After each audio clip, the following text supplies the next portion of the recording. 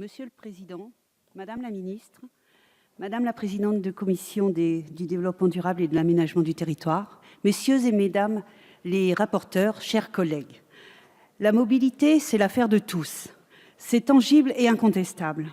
Chaque jour, des millions de personnes se déplacent avec des raisons multiples et variées, afin de rendre accessibles tous les territoires, en même temps que faciliter l'accessibilité à l'intérieur même de ces territoires, et afin de satisfaire un maximum de besoins, les solutions apportées doivent être diverses et variées, et doivent être organisées de façon différenciée et au plus proche du concitoyen.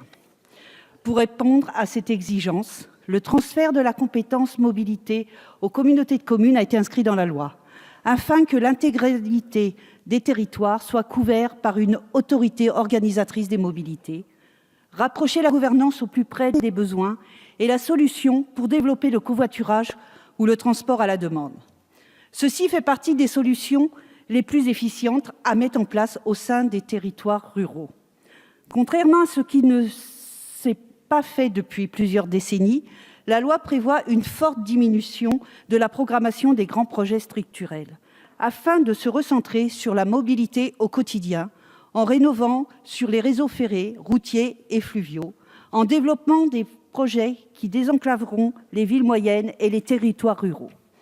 Pour préserver les lignes d'utilité territoriale, la loi autorisera les régions à gérer ces lignes en faisant appel à des opérateurs privés.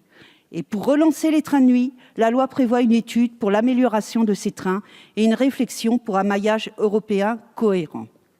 Et contrairement également à ce qui ne s'est jamais fait, la loi prévoit le financement de ces projets structurels dans un plan décennal et en plus de ce plan de financement pluriannuel, les ressources sont en partie sanctuarisées par une affectation intégrale de la hausse de la taxe intérieure des consommations sur les produits énergétiques.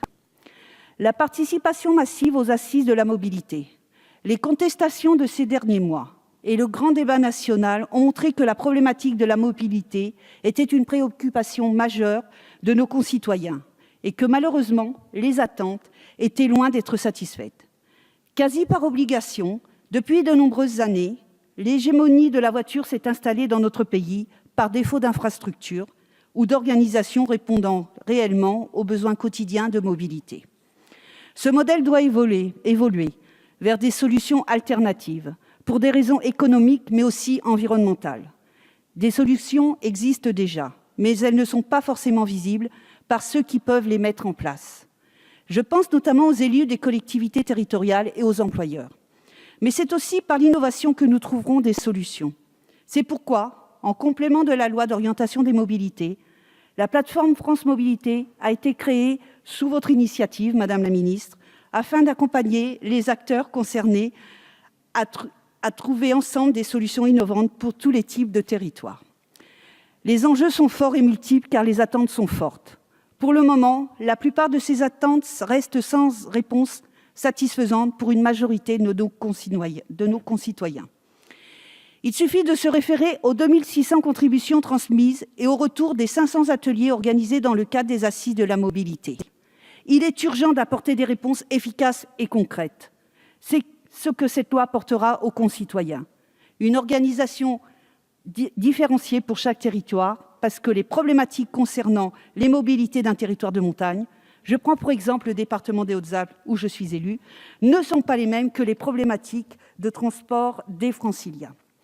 La loi prévoit un accompagnement des collectivités pour permettre aux citoyens les plus démunis ou aux personnes à mobilité réduite d'avoir accès aux mobilités, pour que la contrainte budgétaire ne soit plus un frein.